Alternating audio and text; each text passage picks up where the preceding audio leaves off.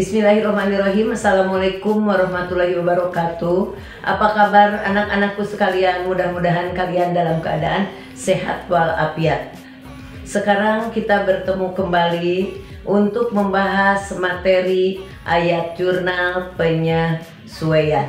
Ayat jurnal penyesuaian adalah ayat jurnal yang dibuat untuk menyesuaikan antara nilai yang ada di neraca saldo dengan kenyataannya. Ayat jurnal penyesuaian dibuat pada akhir periode ya, dengan mengoreksi atau mengecek kebenaran nilai-nilai yang ada di neraca saldo dengan kenyataannya. Fungsi daripada jurnal penyesuaian adalah satu, untuk menyesuaikan nilai-nilai yang ada di neraca saldo dengan yang sebenarnya. Kedua adalah untuk mengoreksi apabila ada kesalahan. Dan ketiga, untuk mencatat transaksi yang terlewat. Akun-akun yang perlu ayat jurnal penyesuaian adalah: 1. Akun perlengkapan. 2. Akun penyusutan aktiva tetap. Ketiga, akun beban. Keempat, akun pendapatan. Kelima, untuk beban yang masih harus dibayar atau utang beban. Dan keenam adalah pendapatan yang masih harus diterima atau piutang pendapatan. AJP untuk akun-akun tersebut kita lihat. Pertama, AJP untuk perlengkapan. AJP untuk perlengkapan bunyinya beban perlengkapan debit, perlengkapan kredit sebesar yang sudah menjadi beban atau sebesar yang sudah terpakai. Misalnya contohnya begini. Di neraca saldo ada perlengkapan 10 juta. Di dalam keterangan untuk penyesuaian, perlengkapan terpakai 3 juta. Maka kita jurnal. Buat kita jurnal ayat penyesuaiannya. Beban perlengkapan 3 juta, perlengkapan 3 juta. Yang kedua adalah AJP untuk penyusutan aktiva tetap. AJP untuk penyusutan aktiva tetap bunyinya beban penyusutan aktiva tetap debit, akumulasi penyusutan aktiva tetap kredit. Nah, nanti kalau di dalam jurnal aktiva tetapnya ganti dengan aktiva tetapnya apa? Kalau aktiva tetapnya peralatan, maka AJP-nya beban penyusutan peralatan debit, akumulasi penyusutan peralatan kredit. Tapi kalau aktivanya gedung, maka AJP-nya beban penyusutan gedung debit, akumulasi penyusutan gedung kredit sebesar yang disusutkan. Contohnya misalkan di neraca saldo ada gedung seharga 100 juta. Di dalam keterangan susutkan gedung 10% dari harga perolehan.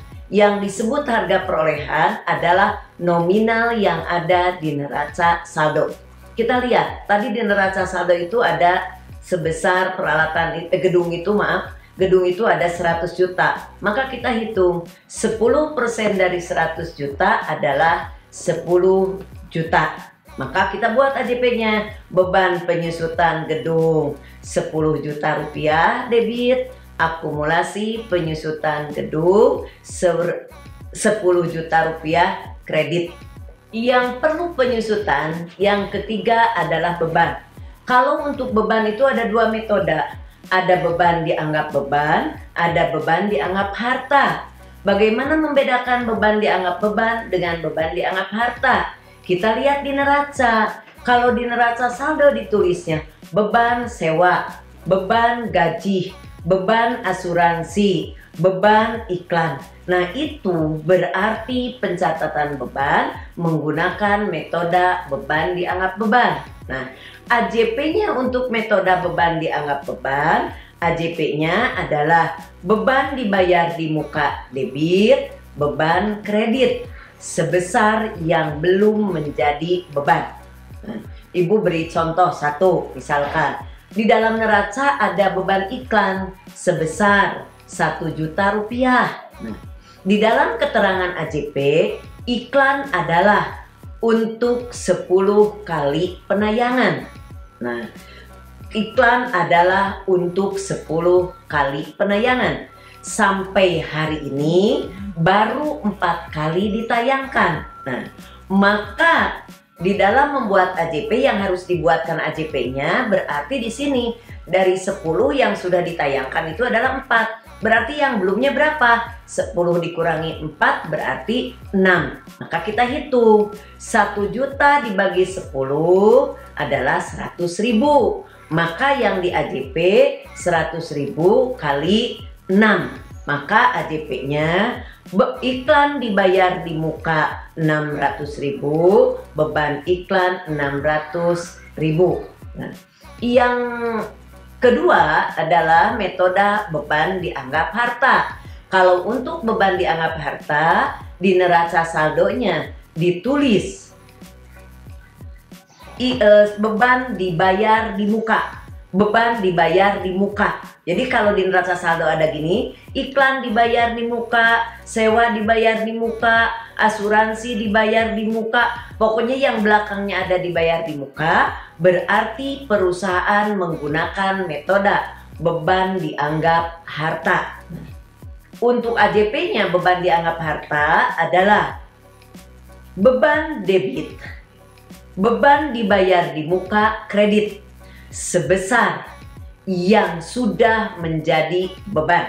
Misalkan contohnya di neraca saldo ada iklan dibayar di muka 1 juta. Di dalam keterangan untuk AJP, iklan adalah untuk 10 kali penayangan. Sampai hari ini baru 4 kali ditayangkan. Nah, maka di sini yang harus di jurnal berarti yang sudah ditayangkan. Berarti berapa? 4. 4 ya, 4. 1 juta dibagi 10, 100.000 kali 4 berarti 400.000. Maka AJP-nya untuk beban dianggap harta adalah beban iklan 400.000, iklan dibayar di muka 400.000. Nah, yang keempat ya, yang perlu adanya AJP adalah pendapatan. Pendapatan juga sama, ada 2 metode. 1 ada pendapatan dianggap pendapatan, 2 ada pendapatan dianggap utang.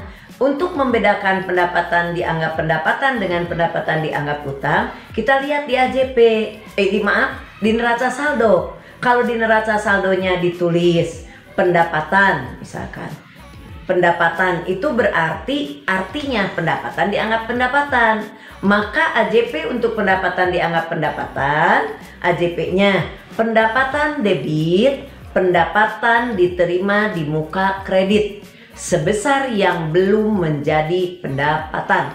Misalkan contohnya di neraca saldo ada pendapatan salon sebesar 1.500.000. Di dalam keterangan dari pendapatan yang 1.500.000 ternyata ada pendapatan yang belum dikerjakan sebesar 500.000.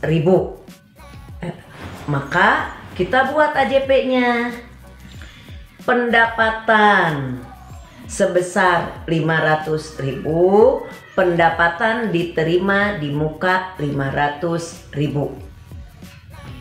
Kedua, yaitu dengan menggunakan metode pendapatan dianggap utang. Nah, untuk metode pendapatan dianggap utang, AJP-nya. Nah, pendapatan di dalam neraca saldo, misal AJP-nya, AJP untuk pendapatan dianggap utang, AJP-nya pendapatan diterima di muka debit, pendapatan kredit sebesar yang sudah menjadi pendapatan. Sebesar yang sudah menjadi pendapatan ya. Jadi sekali lagi AJP untuk pendapatan dianggap utang, pendapatan diterima di muka debit, pendapatan kredit sebesar yang sudah menjadi pendapatan. Misalkan di dalam neraca saldo ada Pendapatan diterima di muka sebesar 1.500.000. Keterangannya seperti tadi, dari pendapatan 1.500.000 ternyata ada pendapatan yang belum terselesaikan sebesar 500.000. Maka kita buat AJP-nya 1.500.000 dikurangi 500.000 itu 1 juta. Maka yang di AJP 1 juta. Maka AJP-nya pendapatan diterima di muka 1 juta, pendapatan 1 juta. Yang kelima yang perlu AJP itu adalah beban yang masih harus dibayar atau utang beban. AJP untuk beban yang masih harus dibayar atau utang beban, AJP-nya adalah beban debit, utang beban kredit sebesar yang terutang. Misalkan contohnya, di dalam keterangan pada akhir periode atau keterangan untuk AJP, beban gaji yang belum dibayar 1 juta, maka kita langsung AJP beban gaji 1 juta, utang gaji 1 juta. Nah, yang terakhir adalah yang perlu AJP itu adalah pendapatan yang masih harus diterima atau piutang pendapatan. AJP untuk pendapatan yang masih harus diterima atau piutang pendapatan bunyinya ya. Piutang pendapatan debit, pendapatan kredit sebesar yang belum diterima. Misalkan ada soal pendapatan salon yang belum diterima, misalkan 1 juta, maka kita langsung saja AJP pendapatan salon yang belum diterima 1 juta, maka kita langsung AJP piutang pendapatan 1 juta, pendapatan 1 juta. Nah, itulah AJP untuk akun-akun yang perlu penyesuaian. Nah, apabila ada hal-hal yang kurang dimengerti, silahkan Anda bisa bertanya langsung ke Ibu, bisa melalui WA atau bisa melalui email. Ibu tunggu, mudah-mudahan apa yang dijelaskan oleh Ibu bisa diambil manfaatnya buat kalian dan kalian mudah-mudahan mengerti apa yang saya uraikan. Sekali lagi Ibu ucapkan terima kasih, sampai bertemu kembali pada pertemuan berikutnya dan materi yang berbeda. Sekian, wassalamualaikum warahmatullahi wabarakatuh.